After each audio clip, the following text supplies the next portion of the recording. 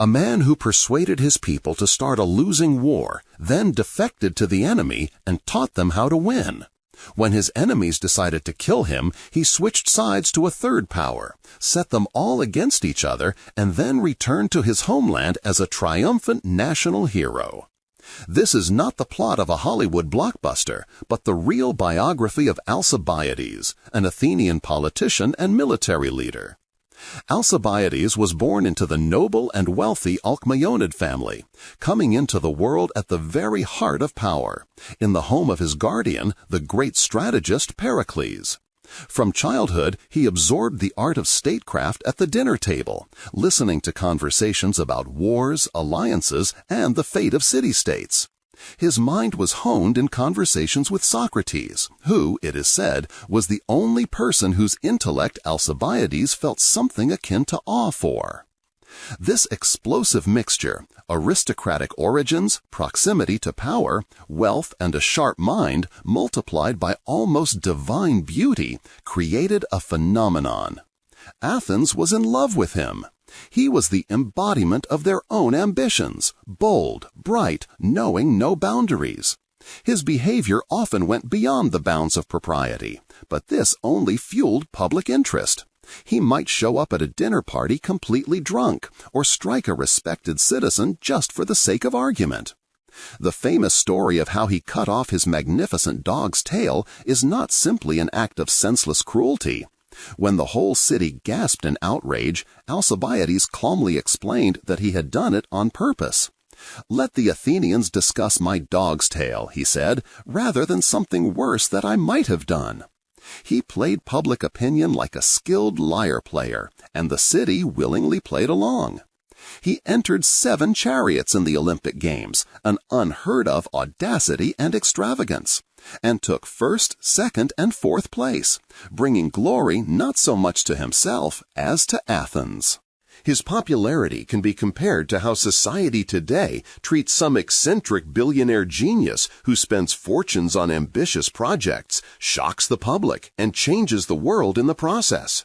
His antics were perceived not as vices, but as manifestations of greatness of soul, signs of a nature created for achievement, not for boring adherence to rules. His recklessness was seen as a guarantee of future victories. The people looked at him and believed that this brilliant, vicious, genius man was born to lead their fleet to new conquests and make Athens the ruler of the entire Greek world. They did not yet know that this blind faith would lead them to the greatest catastrophe. As Plutarch wrote about him, describing this complex relationship between him and the Athenians, he charmed and captivated people, and even those who feared and envied him were glad to see him and could not bear his absence. But let's dig deeper. Let's look behind the dazzling facade of this living legend. His relationship with Socrates was not just a philosophy lesson. It was a battle of 2 titans, a clash of 2 worlds.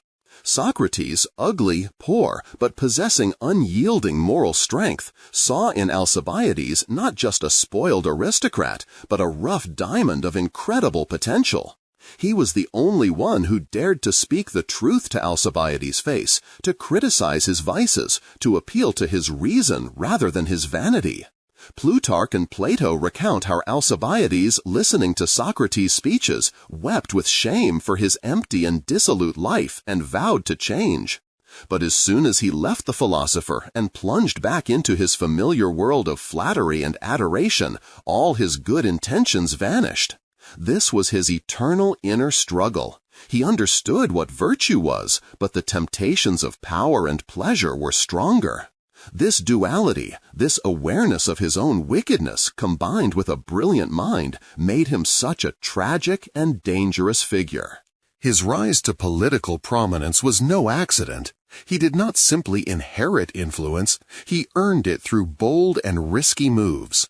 After 10 years of grueling Peloponnesian War, Athens and Sparta concluded a fragile peace treaty. Most Athenians, tired of bloodshed, breathed a sigh of relief. But not Alcibiades. For him, peace was boring, offering no opportunities for glory. His main political rival was Nicephorus, the architect of this peace, an old, pious, and cautious commander. To undermine his authority, Alcibiades played a brilliant intrigue. When Spartan envoys arrived in Athens to ratify the details of the treaty, Alcibiades secretly met with them. He convinced them that the Athenian assembly was a capricious and unreliable crowd, and that they should under no circumstances mention their broad powers to negotiate. He promised that if they kept quiet, he would personally help them achieve everything they wanted. The next day at the assembly, Alcibiades loudly asked the envoys what powers they had come with. The deceived Spartans, as agreed, replied that they had no right to make final decisions. At that moment, Alcibiades lashed out at them in anger, accusing them of duplicity and treachery. The crowd roared with rage. The Spartans were humiliated, the authority of Nicias, who had vouched for their honesty, was destroyed, and Alcibiades appeared as a perceptive patriot who had exposed an enemy conspiracy. As a result of this manipulation, he broke the peace treaty and forged a new anti-Spartan alliance with Argos, Mantinea, and Elis, plunging Greece back into war. He was only about 30 years old. It was this hunger for glory and power that drove him to the idea of the Sicilian expedition.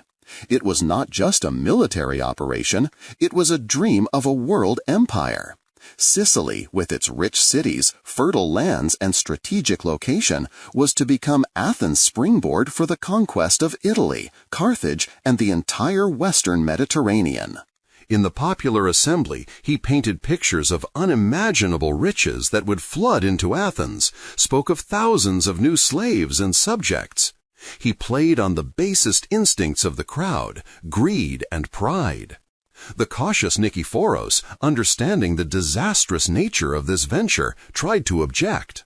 He spoke of thousands of kilometers of sea travel, of an unknown and powerful enemy, of Athens risking everything it had. In a desperate attempt to dissuade his fellow citizens, he even proposed doubling the size of the expedition, hoping that the scale of the required expenditure would scare them off. But the effect was the opposite. The Athenians, blinded by Alcibiades' speeches, became even more enthusiastic. Such a powerful armada could not possibly lose. They appointed the impassioned Alcibiades, his opponent Nicias, and the experienced Laches to command the expedition, a strange trio doomed to disagreement. And then the scandal with the Herms broke out. It was not simple vandalism. Hermes, stone pillars with the head of the god Hermes and a phallus, stood at every crossroads, at every house. They were talismans, symbols of good luck, fertility, and divine protection of the city. Their simultaneous desecration throughout the city on the night before the fleet's departure was perceived as sacrilege of monstrous power, as an ominous omen and a conspiracy to overthrow democracy. Hysteria broke out in the city. Alcibiades' enemies immediately took advantage of the situation. They could not accuse him directly, there was no evidence, and his popularity among soldiers and sailors was too great. Therefore they resorted to a cunning tactic.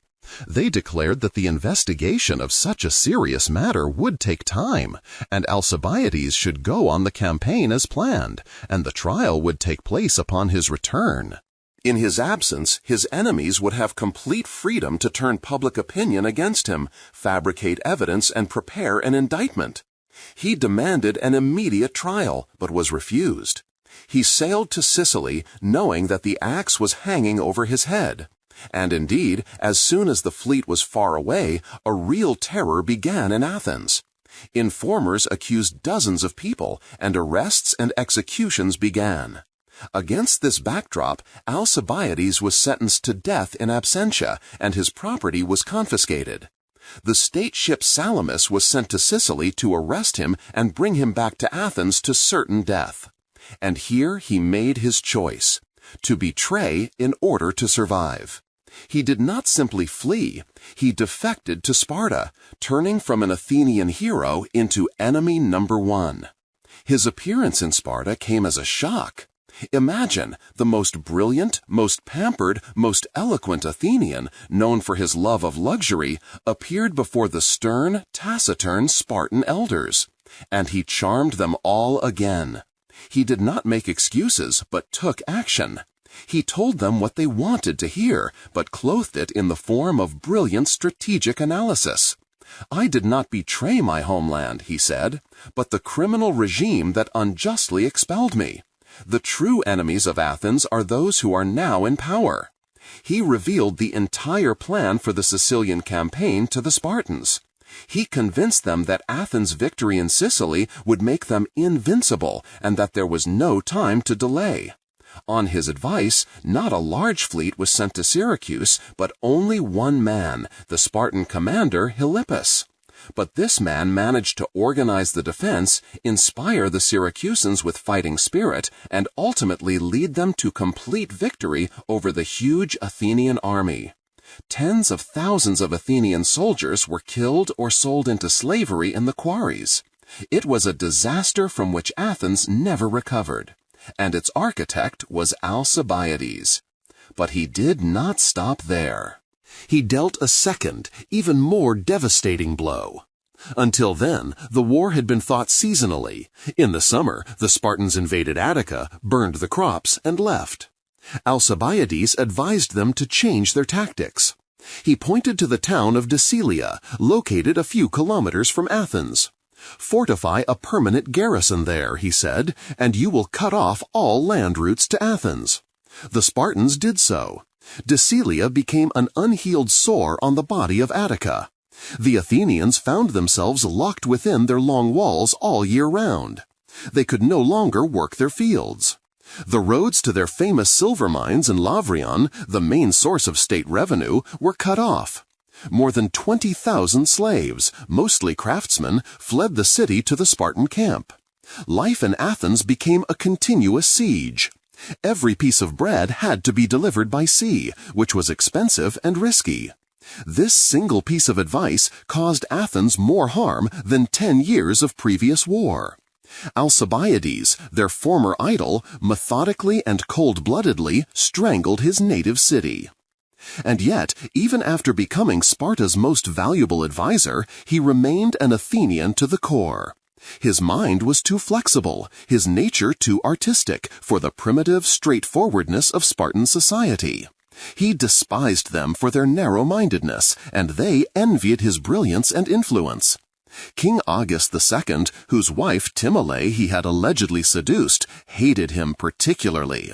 Plutarch writes that Alcibiades boasted that he had done this not out of passion, but out of vanity, wanting his descendants to rule Sparta. When Timale gave birth to a son, she whispered his name, Alcibiades, to her friends. When August found out, he was furious. Alcibiades' life in Sparta hung by a thread. The king gave a secret order to kill him. Warned, Alcibiades fled again, this time to the Persians. In the satrapy of the Persian governor Tissaphernes, the most virtuoso act of his political drama began. Persia, the eternal enemy of Greece, had long watched the self-destructive war of the Hellenes, waiting for the right moment. Alcibiades became an invaluable advisor to Tissaphernes on the Greek question. He convinced the satrap that it was in Persia's interest not to allow either side to achieve complete victory. Help Sparta, then Athens, he advised, but always just enough to prevent a decisive victory. Let them exhaust each other until they become easy prey for the King of Kings. He became the Emenos Greece, controlling the flow of Persian gold, on which the outcome of the war now depended. At the same time, he began to secretly send signals to the Athenian commanders of the fleet stationed on the island of Samos. He hinted that he could persuade the Persians to side with Athens and provide them with unlimited funding. But there was one condition. Athens must abandon its unpredictable democracy and establish an oligarchic regime. He lied to everyone. He had no intention of making the Persians allies of Athens, but only used this opportunity as bait to return to power. His intrigues led to an oligarchic coup by the 400 in Athens. But as soon as the oligarchs came to power, Alcibiades was in no hurry to fulfill his promises, continuing his double game. Meanwhile, the Athenian fleet at Samos, which remained a stronghold of democracy, rebelled against the new government in Athens. The sailors and soldiers who had always adored Alcibiades called him to them and elected him as their strategist. He found himself in a unique position, an exile commanding the only real military force in Athens which was in opposition to its own government. And it was at this moment that he proved himself not only as a schemer, but also as a great patriot. The enraged sailors wanted to sail immediately to Athens and overthrow the oligarchs. This would have meant civil war, which would have finally destroyed the city. Alcibiades, risking his own life, stood before the angry crowd and dissuaded them from this insane step. He convinced them that the main enemy was the Spartan fleet and that all forces should be concentrated on it. And he led them to victory. One brilliant naval victory followed another. At the Battle of Abydos, he defeated the Spartans. And then at Cyzicus, he performed a tactical masterpiece. He lured the Spartan fleet under the command of Mindar into a trap, cutting off their retreat and completely destroyed it. Sparta was so crushed that it officially offered Athens peace on terms of maintaining the status quo. But the Athenian demagogues, intoxicated by their victories, rejected this offer, for which they soon paid dearly. Over the course of several years, Alcibiades recaptured one city after another for Athens in the Propontis and on the coast of Asia Minor, restoring their ruined maritime power. In 407 BC, he decided that the time had come. He returned to Athens.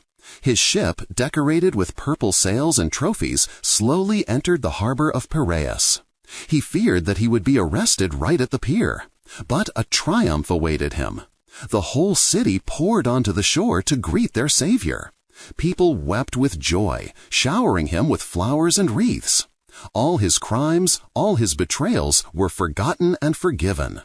The popular assembly dropped all charges against him, returned his confiscated property, and appointed him strategos autocrat, granting him absolute power over all land and sea forces.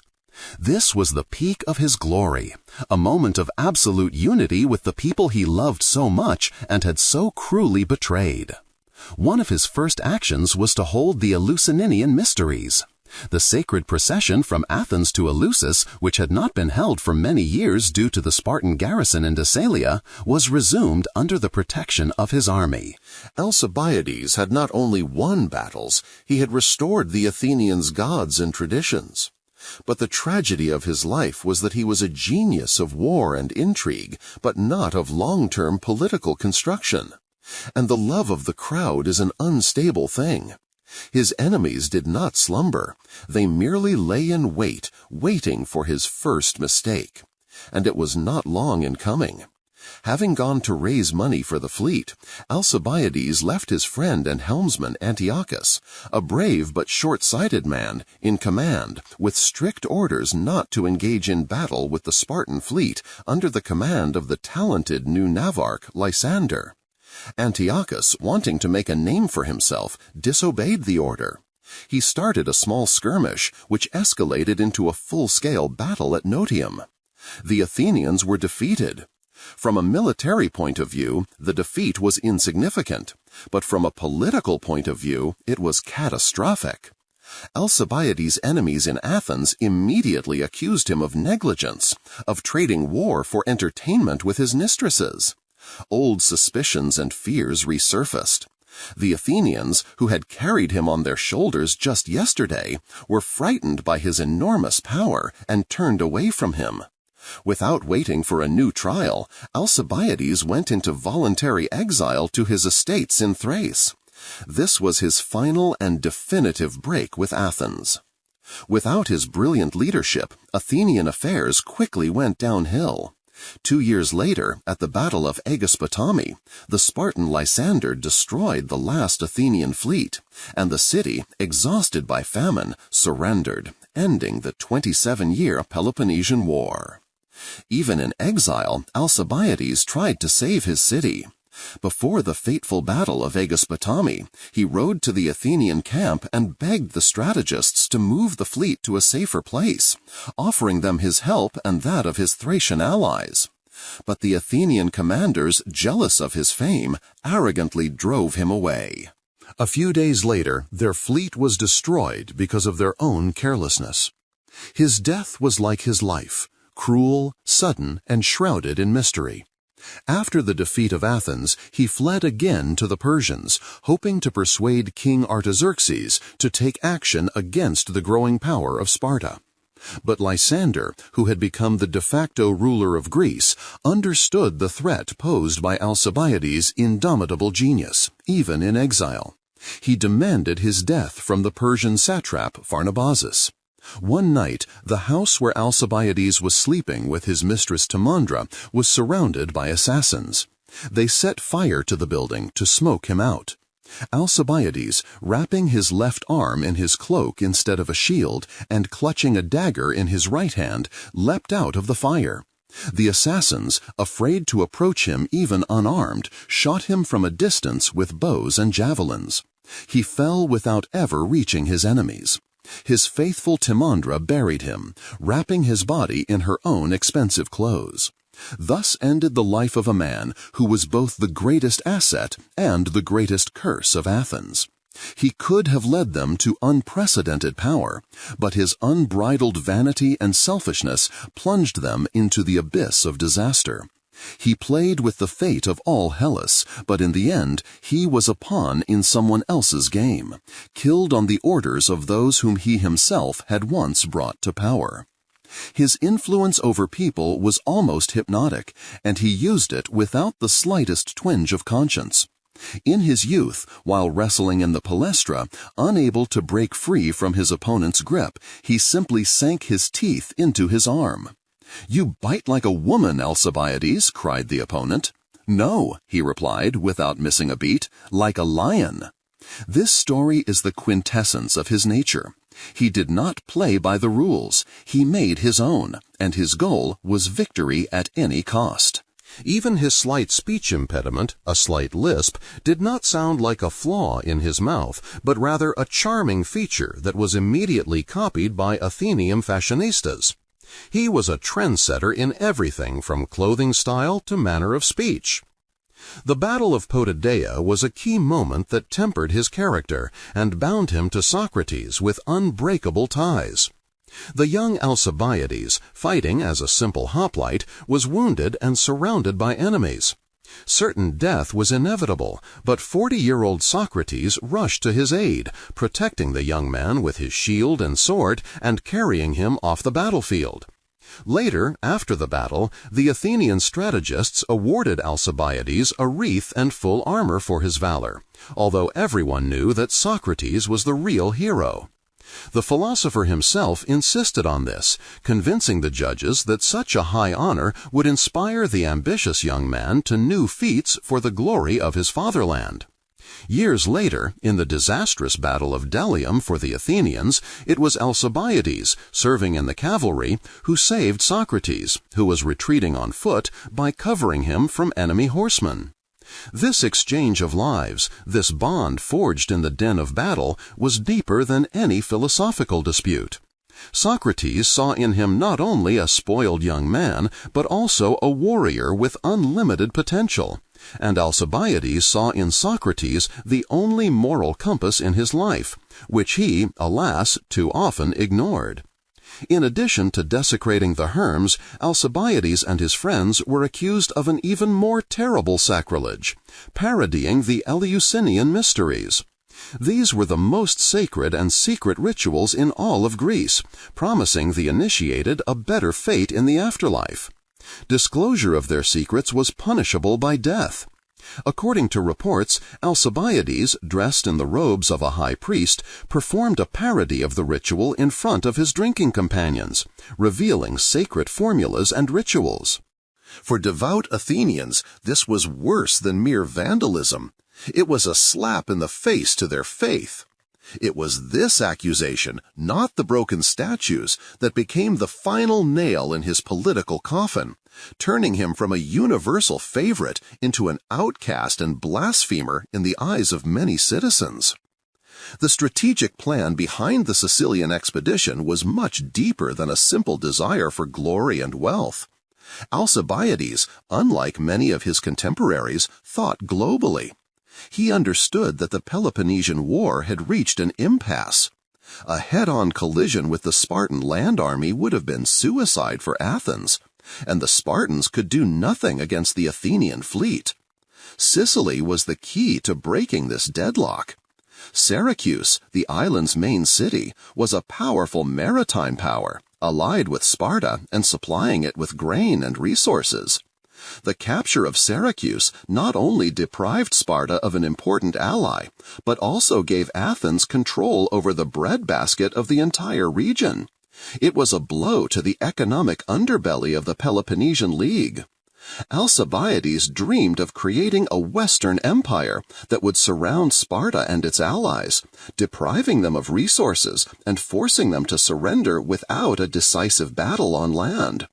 It was a plan worthy of Alexander the Great, but it was too bold and complex for the Athenian democracy, which was accustomed to thinking in terms of a single season and a single campaign. His adaptation to the Spartan way of life was not just a disguise, but a brilliant performance. Accustomed to exquisite dishes, he praised Spartan black soup, ate coarse bread, bathed in the icy Eurotas River, and participated in the brutal training of the ephebes. He did not simply imitate the Spartans, he became more Spartan than the Spartans themselves. This aroused a mixture of admiration and distrust in them. They saw that he was playing a role, but he played it so brilliantly that they could not help but succumb to his charm. He flattered their pride, saying, "I admire your endurance and discipline, which my pampered compatriots so sorely lack." He was the perfect defector because he told them exactly what they wanted to hear about themselves and their enemies. The scandal involving Queen Timea had far-reaching dynastic consequences. When King Agis publicly disowned his son Leotychidas, he set a precedent that would later cost Leotychidas his throne. After Agis' death, it was precisely this fact, the doubt about his legitimate origin, that Lysander used to put the late king's brother Agesilaus on the throne. Thus, one night spent by Alcibiades with the queen echoed in Spartan politics decades later, changing the line of succession. His personal vanity and debauchery left a scar on the history of the most closed and conservative state in Greece. In Persia, he found a worthy partner in intrigue in the person of the satrap Tissaphernes. He was not a naive barbarian, but a sophisticated Eastern nobleman, a master of double-dealing. Alcibiades became not just an advisor to him, but a kind of entertainment and a living textbook on Greek psychology. He taught Tissaphernes how to manipulate the Hellenes by playing on their eternal rivalry. Never give them too much money, he taught, lest they win a quick victory. Reduce and delay payments, promise more than you give. Let them weaken, and we will watch. He even advised the Persians to create their own fleet so that at the decisive moment they could intervene and take the fruits of victory from the exhausted Greeks. Tissaphernes was delighted with such a cynical and subtle mind. Their alliance was a symbiosis of two predators who respected each other, but each was ready at any moment to sink his fangs into his partner's back. Alcibiades' return to Athens was staged with theatrical pomp. He did not just sail in, he put on a grand show. His trireme was hung with purple and gold shields captured from enemies. The rowers worked their oars to the rhythm of a flute. He stood on the deck in luxurious clothes, like a god descended from Olympus. The crowd, hungry for victories and spectacular sights, was in ecstasy. But behind this enthusiasm lay a deep fear. The Athenians, granting him dictatorial powers, were at the same time afraid of him. They remembered his betrayal, his tyrannical tendencies. Their love was mixed with horror. They had staked everything on him because they had no other cards left to play, but they did not trust him. And this distrust, like a time bomb, waited for its moment. The defeat at Notium, which cost him his career, was the result of this total distrust. Antiochus, his helmsman, was a man from his inner circle, and this was a key point for the prosecution. Alcibiades' enemies presented the case as if, having gained absolute power, he immediately began to distribute responsible posts to his drinking buddies, neglecting the security of the state. This was a powerful blow to his reputation. The accusation was unfair from a military point of view, but absolutely accurate from a psychological one. It hit him where it hurt most, his reputation as an unpredictable, selfish aristocrat for whom personal attachments were more important than duty. And the Athenians, remembering his past, believed it. They did not so much condemn him for the defeat as use it as a pretext to get rid of a leader whom they both idolized and feared mortally. The final act of his life, his death in the Phrygian wilderness, is also full of symbolism.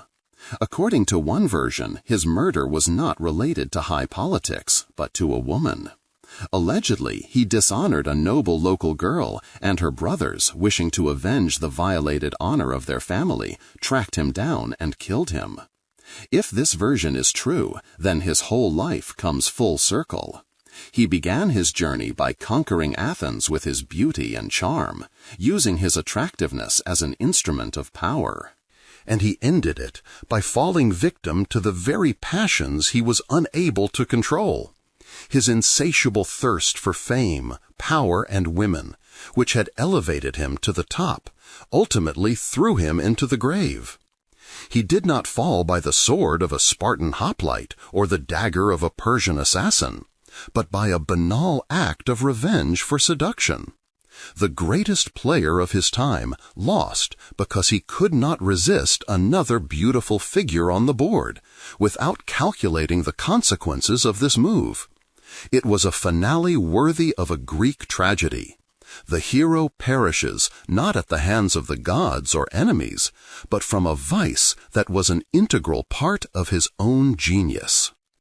His political cunning reached its peak in an episode that the Athenians remembered as a farce.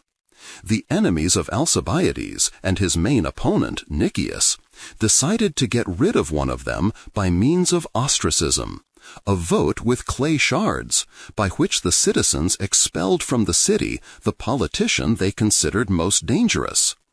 The whole city was divided into two camps, and the outcome was unpredictable. Then Alcibiades did the unthinkable. He secretly met with Nicias and offered to join forces. Why take the risk when they could direct the anger of the crowd towards a third, less significant, but very annoying demagogue named Hyperbolus? On the day of the vote, the supporters of both Alcibiades and Nicias conspired to write Hyperbolus's name on the potsherds. To their immense surprise, this petty politician was expelled from Athens. The city laughed, but at the same time was horrified. Two powerful enemies had so easily manipulated the highest expression of democracy.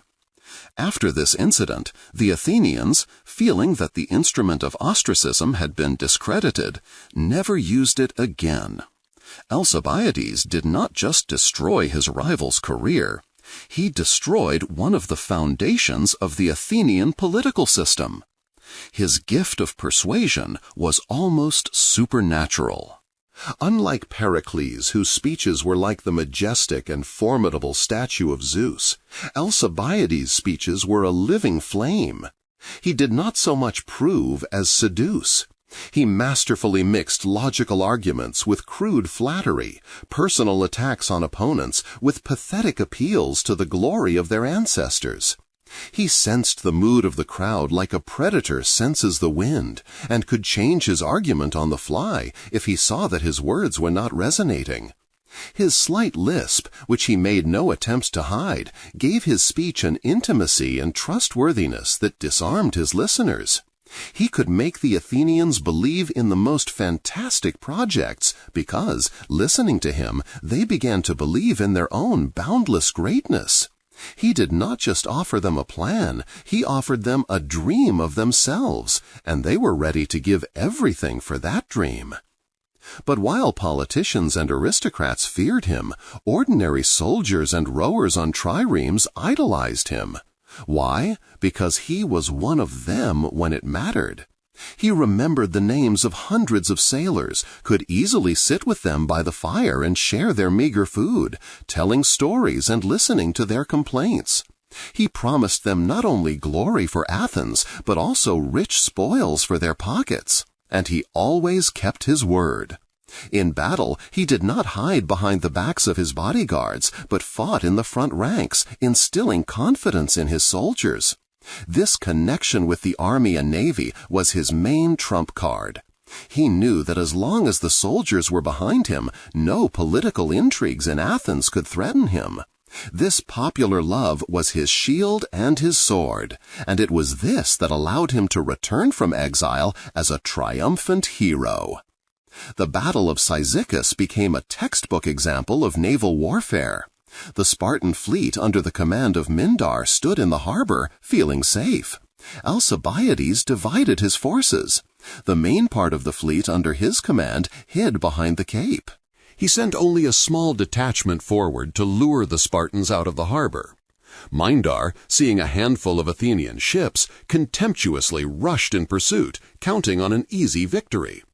As soon as the Spartan fleet reached the open sea, Alcibiades' main forces appeared from behind the cape, cutting off the enemy's retreat. At the same time, another Athenian detachment under the command of Thrasybulus attacked from the flank. The Spartans found themselves in a pincer movement. In a panic, they rushed to the nearest shore to disembark and continue the battle on land. But here, too, Alcibiades was ahead of them. He landed his troops, including himself, and led the soldiers in an attack on the Spartans, who were trying to fortify themselves on the shore. Mintaris himself was killed in the fierce battle. The Athenians captured every single Spartan ship. The victory was so complete and crushing that a famous laconic report was sent to Sparta, intercepted by the Athenians. The ships are lost. Mintaris is dead. The soldiers are starving. We don't know what to do. His advice to fortify the Celia was an act of not just military but psychological terror. The Athenians were used to war being a summer inconvenience. Now it had become their round-the-clock nightmare.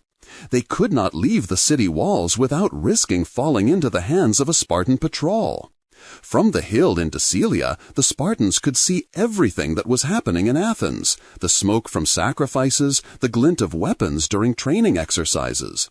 It was a constant humiliating reminder of the enemy's presence on their own land. All religious processions and festivals that took place outside the city ceased. Athens, the cultural capital of Hellas, was turned into a besieged prison, and the keys to this prison were handed over to the Spartans by their own brilliant son. His last great opponent was the Spartan Lysander. He was a kind of anti-Alcibiades. If the Athenian was a brilliant, charismatic aristocrat, Lysander was a stern, poor, and utterly ruthless professional. He did not possess Alcibiades' charm, but he surpassed him in discipline and cunning.